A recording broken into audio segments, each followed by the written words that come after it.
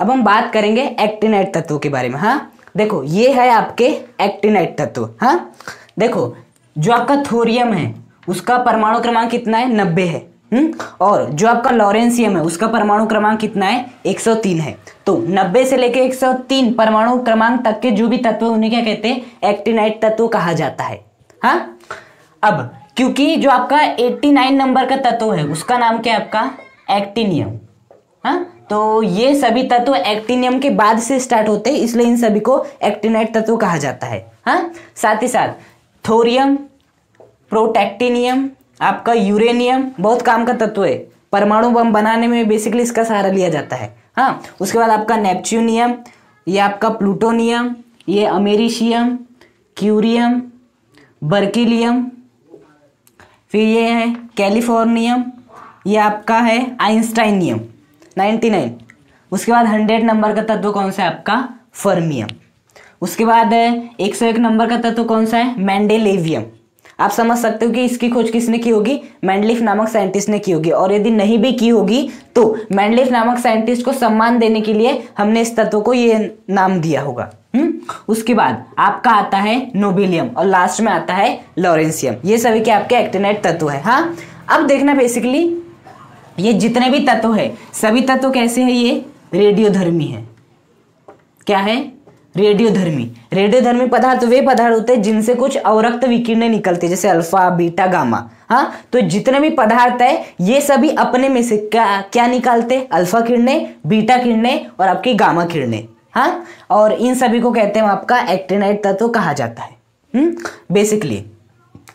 अब हम किसी भी एक तत्व का क्या देख के लिख लेते हैं, इलेक्ट्रॉनिक विन्यास। हाँ कि बेसिकली देखो लैंथेनाइड तत्व का सामान्य इलेक्ट्रॉनिक विन्यास क्या था आपका, n-2 F1-14, फिर n-1 D0-1 NS2। ये था आपका लैंथेनाइड तत्वों का इलेक्ट्रॉनिक विन्यास, सामान्य इलेक्ट्रॉनिक विन्यास। हाँ तो वैसे यदि मुझे एक्टिनाइड तत्वों के सामान्य इलेक्ट्रॉनिक विन्यास को पता करना है तो हम किसी भी एक तत्व का इलेक्ट्रॉनिक विन्यास आपका लिख के देख लेते हैं। हाँ जैसे कि आपका हम ले लेते हैं आपका बर्किलियम 97 नंबर का, आपका 97 नंबर का है आपका बर्किलियम। तो 97 परमाणु क्रमांक है तो इसके हिसाब से इलेक्ट्रॉनिक विन्यास लिखना है। कैसे लिखेंगे, सबसे पहले किस में भरना है आपका 1s, फिर 2s2, 2p6, 3s2, 3p6, 4s2, 3d10, 4p6, फिर 5s2, फिर आपका क्या आता है 4d10 आता है, 30, 6 36, 2 38 और 10 आपका कितना हो जाएगा 48। अब इसके बाद 4d के बाद क्या आता है आपका, 4d के बाद आपका आएगा p जरूर आएगा, लेकिन आपका कौन सा p आएगा, 5p आएगा, 5p6 आएगा। उसके बाद क्या आएगा आपका 6s2 आएगा। कितने हो गए आपके, बेसिकली ये था आपका 48, 6 54, 55 56।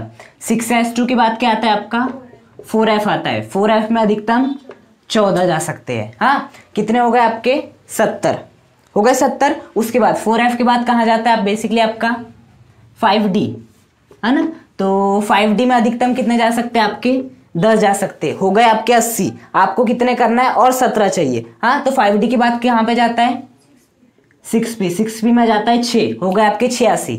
हाँ उसके बाद 7s में जाता है 2 88। इसके बाद कहाँ जाता है 5f में जाता है, तो 5 कितने हो गए यहाँ तक आपके, ये थे 70 80 6 86 2 88। 88 के बाद कितने बच जाएंगे और 9 बच जाएंगे, 88 और 9 आपका हो जाएगा 97। तो बर्किलियम का इलेक्ट्रॉन विन्यास क्या है आपका, ये है। हाँ तो देखो इसमें जो आपका बाह्यतम कोष है वो कौन कौन सा है, एक तो आपका 5f होगा, 7s होगा और आपका क्या होगा, बेसिकली ये वाला 5d नहीं होगा। इसके बाद जो आपका 5d आएगा उसमें कितने इलेक्ट्रॉन जाएंगे, 0 जाएंगे, वो होगा बाह्यतम कोष। इसमें कौन कौन सा होगा आपका 7s भी होगा, 5f भी होगा, 5d भी होगा, क्योंकि यदि मैं इन तीनों की ऊर्जा की बात करूं तो लगभग समान है।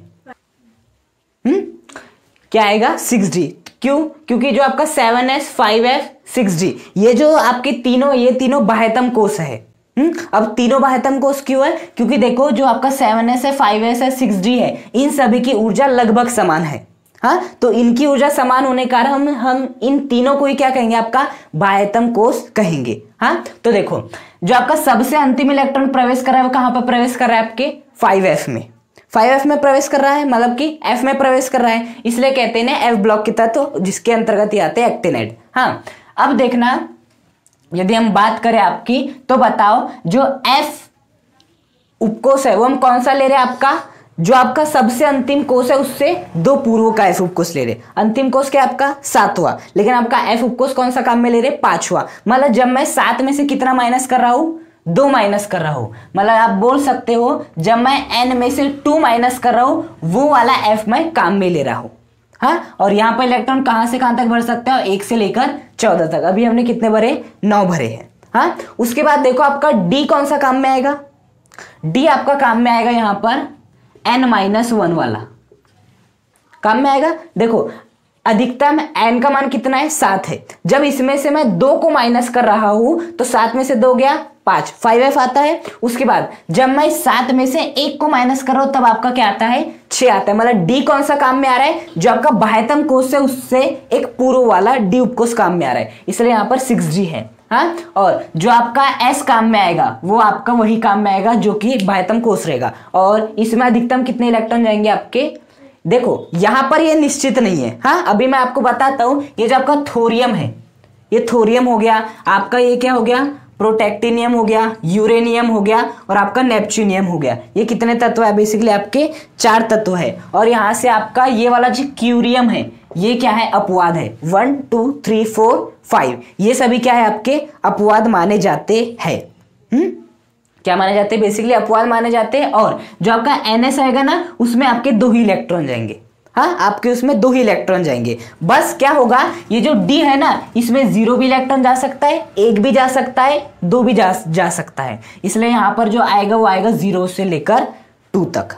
कहां से कहां तक आएगा, 0 से लेकर 2 तक। यहाँ पर 2 भी जा सकते D में, 1 भी जा सकते, 0 भी जा सकते। अब बर्किलियम के केस की बात करें तो यहाँ पर D में कितने जा रहे हैं, 0 जा रहे हैं। हाँ, अभी आप जब थोरियम के केस में देखोगे ना, थोरियम के केस में क्या होगा, आपको D में ही दोनों इलेक्ट्रॉन डालना है। हाँ, तो देखो हम क्या करते हैं, थोरियम, प्रोटेक्टिनियम, यूरेनियम, नेपच्यूनियम और क्यूरियम का देखते हैं किस प्रकार से होता है। देखो मेन कहां तक पहुंच गए थे हम, आपका लगभग यहां तक, नहीं यहां तक, यहां 70 हो गया था, ये आपका 80 हो गया था, ये आपका 86 हो गया था। हाँ, 86 के बाद हमें बेसिकली यहाँ पर भरना है।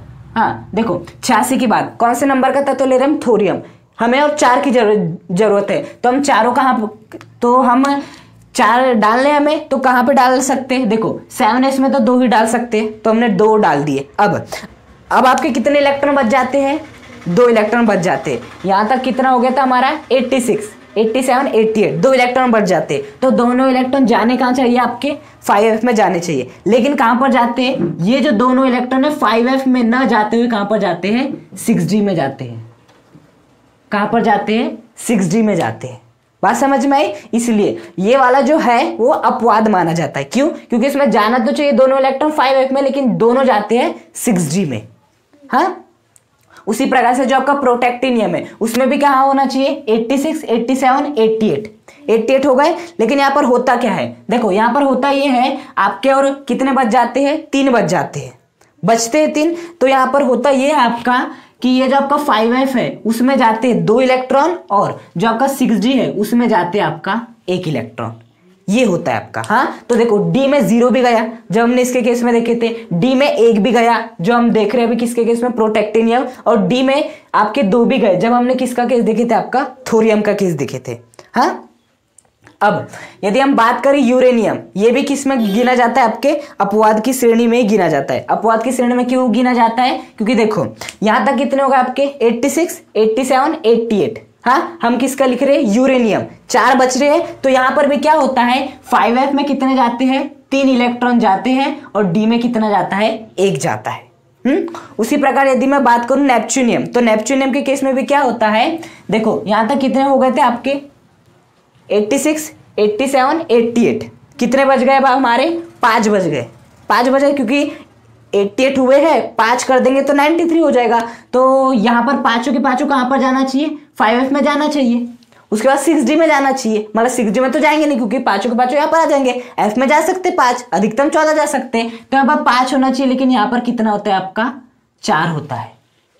हाँ, उसी प्रकार से प्लूटोनियम जैसा होता है वैसे ही होगा। प्लूटोनियम में यहाँ पर 6 लगेंगे तो 6 ही चले जाते हैं। हाँ, लेकिन आपके क्यूरियम में फिर आकर आपकी कहानी फंस जाती है। क्यूरियम में क्या होता है, देखो क्यूरियम की यदि मैं बात करूं तो यहां तक कितना हो गया आपका 88 के बाद हमें 8 और लग रहे ताकि हम 96 तक पहुंच पाए। हाँ, पहुंच जाए तो होता क्या है आपके 5F में 8 के 8 जाना चाहिए, लेकिन यहां पर कितने जाते हैं आपके 7 जाते हैं। कितने जाते हैं 7 जाते हैं, और यहां पर क्या जाता है 1 इलेक्ट्रॉन जाता है। तो ये जो आपका थोरियम, प्रोटेक्टिनियम, यूरेनियम, नेपच्यूनियम और जो आपका क्यूरियम है वो क्या है अपवाद है। और अपवाद क्यों है आपको ध्यान रखना है, 6D में 6D में जाते नहीं है इलेक्ट्रॉन, जा ही नहीं पाते। हाँ, लेकिन फिर भी आपका जब हम अपवाद की बात करते हैं तो थोरियम के केस में दोनों यहां पर चले जाते हैं, लेकिन यदि हम बात करें प्रोटेक्टिनियम, यूरेनियम, नेपच्यूनियम, क्यूरियम, इसमें बस 1 इलेक्ट्रॉन जाते हैं, बाकी जितने बच जाएंगे आपको उसे यहां पर डालना है।